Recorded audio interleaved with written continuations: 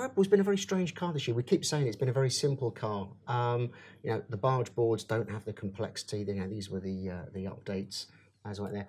And this is from Baku, This right? is Baku, but the key area on the Red Bull, which has really sort of stood out from everyone else, is this little bit of floor area here, which does look fairly sort of benign to your average spectator. They started out with this big cutout in the floor, which is where the flow off of the barge boards then forms and then trails down the back of the car.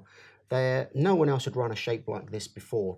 Very hard to understand quite how it worked, other than to let the airflow come out and go above the floor, create a bit higher pressure on the floor for some downforce. But they closed it up in Baku for a much more conventional, what we call a scrolled edge.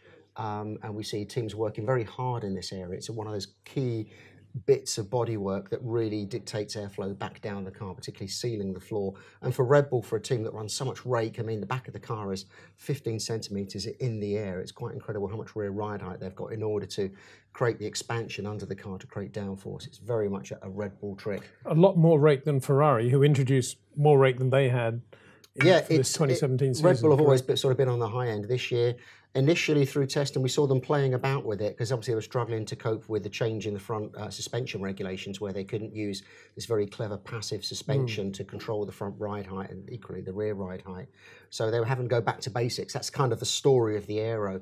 They couldn't control the airflow with complex air and possibly explains why they have been relatively simple so far. Yeah, because they have to relearn and remature their aero optimization, and that's what we're starting to see as the season's progressing. So overall, you know, the car is improving, but in a year where it was a big aero regulation change, we expected Red Bull to be jumping ahead of everyone else, but instead they're playing catch up, and halfway through the year they haven't really caught up on chassis performance. No, because one of the points that I made, probably stupidly, was that Adrian was one of the few, Adrian Newey that is, one of the few engineers who had experience with the wider tyres and would therefore be right on top of the amount of turbulence, additional turbulence they generated and what was going on at the back of the car.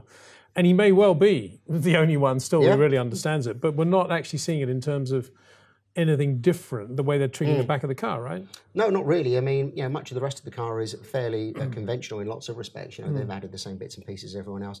I think the story here is that Adrian Newey wasn't involved in the inception of the car and has only really come since Melbourne and through testing to actually start to add his touches to the car, which is why we're seeing this quite late development. Because as you say, in Hungary, but you know, we have to remember, as you say, he was the person that was around and got the maths right when the cars were narrowed back in the 90s. So going backwards, you know, he should have been maybe a little bit more directional on what the team were doing with the car. But equally, he wants to be stepping out of this role. So it's a tug of war for Red Bull internally to decide who does this work.